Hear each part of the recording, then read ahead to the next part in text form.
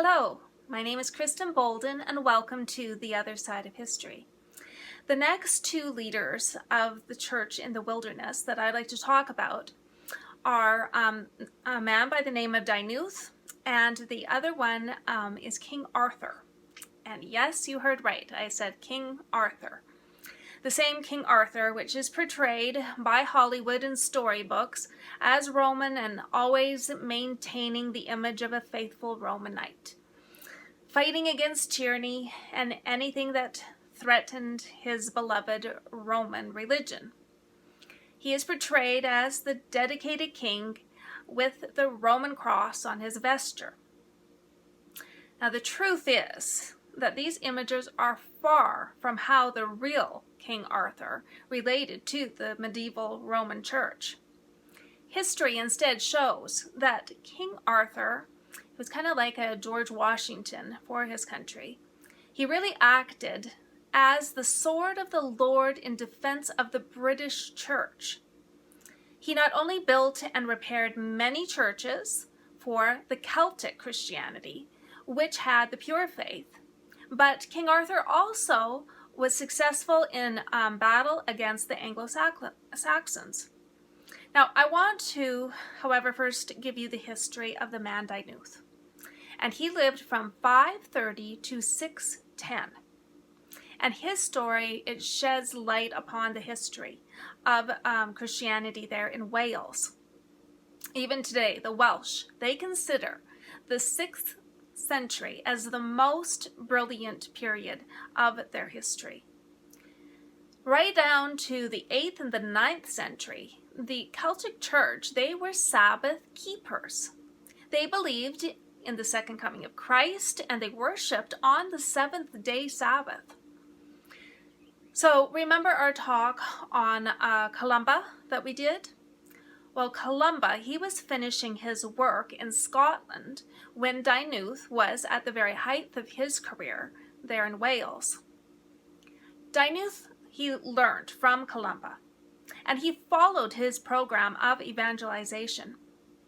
He became the director of Celtic Christianity in England and Wales. About the time that the 1260-year period was beginning there in 538. It was during his lifetime that really for the very first time there was a desperate encounter between an able leader of the Celtic Church and the agents of the papacy. The Celtic Church in Wales was the first of the nations of Great Britain that felt the attack against them by the papal power. Now, originally, the Welsh, they were pagan in their religion. Some had practiced polytheism, while others, they followed Druidism. However, it was early that Christianity had entered the British Isles, and during the 400 years that Britain was under the Roman Empire, the followers of the gospel, they actually knew nothing of the ecclesiastical domination and the pompous rituals of Rome. Their faith was of apostolic simplicity.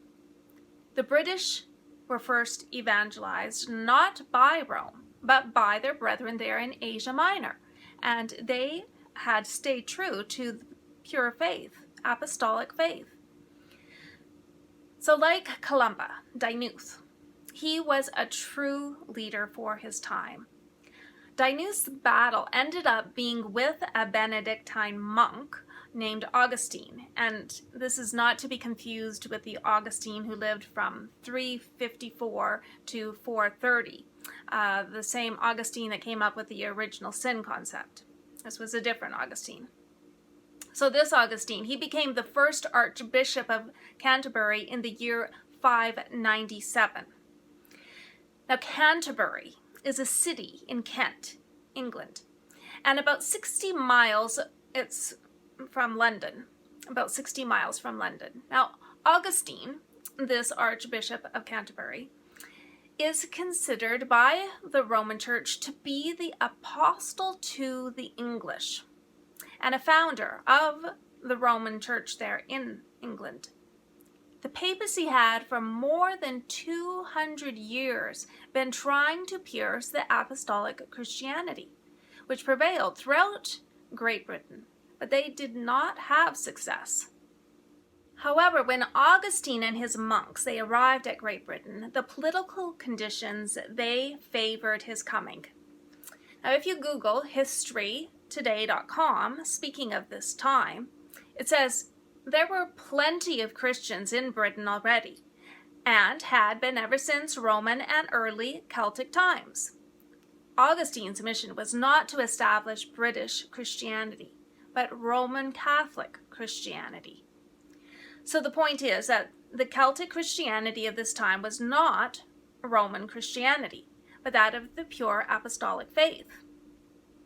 Now, King Arthur was the Welsh Celtic British king, or kind of, they would call them also chieftains of that time. He was one of the kings who fought against the Anglo-Saxons and their invasion there of England. He defeated in 12 successive battles the Angles there in the north and the Saxons of the west.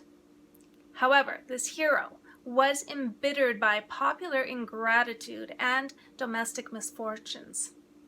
Some historians, they have even cast doubt on the very existence of King Arthur. Higher critics have called him a cultural myth. However, Arthur was a real man, a hero and a national leader, and he lived on in the minds of the Welsh people for centuries. When the Welshman Henry Tudor became Henry VII of England, he called his very firstborn Arthur. Now, this unlucky prince, he died to make way for his more robust brother, who eventually became King Henry VIII. But for centuries, the virtues of this king, King Arthur, it was remembered and even put into song by the Welsh. So there was a splendid growth of the Celtic Church during the period between the time there of King Arthur and the landing of Augustine. And this brought serious misgivings to the papal church. It was Pope Gregory I who commissioned Augustine to be archbishop over the British bishops, as well as over the Roman Church. Now, of course, the plan was for the extinction of the Celtic Christian Church, which existed there. Rome had used misrepresentations and also the sword to persecute the true church there in Italy. Now Rome tried to use the political card in Britain. The Celtic Britons had a stubborn resistance to the Germanic Anglo-Saxons who had tried to invade them. The Anglo-Saxons, they were angry with this resistance, and Rome saw that their hatred of Celtic Christianity and the racial hatred of the Germanic Anglo-Saxons combined would make a good team. So Augustine, he set out to make Roman converts of the Celtic subjects. Now remember, Kent is where Augustine became the archbishop, and there were also many Anglo-Saxons that were there at Kent. There was actually 10,000 people that were living in Kent at that time, and they all took part in kind of like a wholesale baptism. And it's interesting that Rome did have some difficulty actually in persuading the Anglo-Saxons that the eternal God could be represented by an image, and that while claiming to be in obedience to Christ, they disregarded God's own commandment against images. But nevertheless, being baptized was the political thing to do, and there were 10,000 of these people that were baptized into the Roman Church. However, Augustine's baptisms there, they were superficial, because shortly after the death of the king, these converts, they lapsed right back into paganism. So through the influence of Augustine, power was given to the Roman Church by a revision of the old laws. An ordinary penalty was prescribed for offenses against ordinary citizens. But there was a ninefold penalty for an offense against the king. There was an 11-fold penalty for an offense against a Roman bishop and a 12-fold penalty for an offense against a Roman church building. Now, another strategy that Rome used to gain power was through marriage. A Roman princess was married off to the pagan King Edwin, and he was ruler of Northumbria. Now, the princess's father was King of Kent, and he was actually the first English king to convert to the Roman Christianity. His conversion was the result of his marriage to the princess's mother, who was of the Roman faith. Now later, the granddaughter of the King of Kent, she married Oswy, who was the grandson of King Edwin. Now Oswy's father was King Oswald, and he had been a student there of Columba's celebrated training school at Iona. Oswy, like his father, had been a follower of the Celtic Church.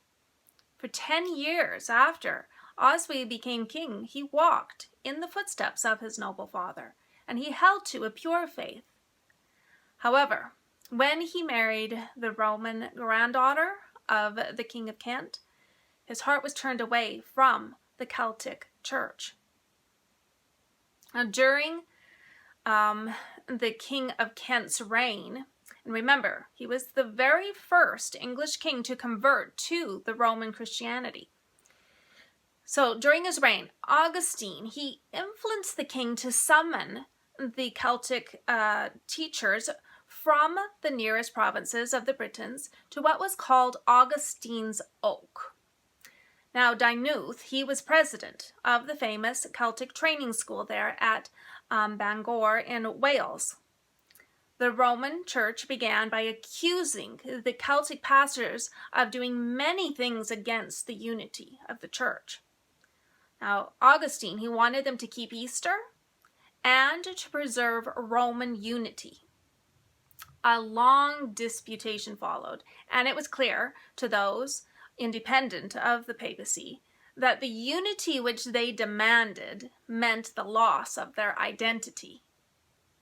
The Britons, they rejected Augustine's claims to the superior authority of his church and the supremacy of the people who sent him. They also rejected him as archbishop over them.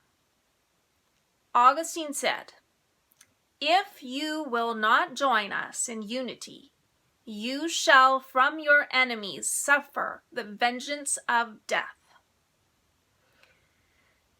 So there is much evidence that the Sabbath prevailed in Wales universally there until 1115 AD.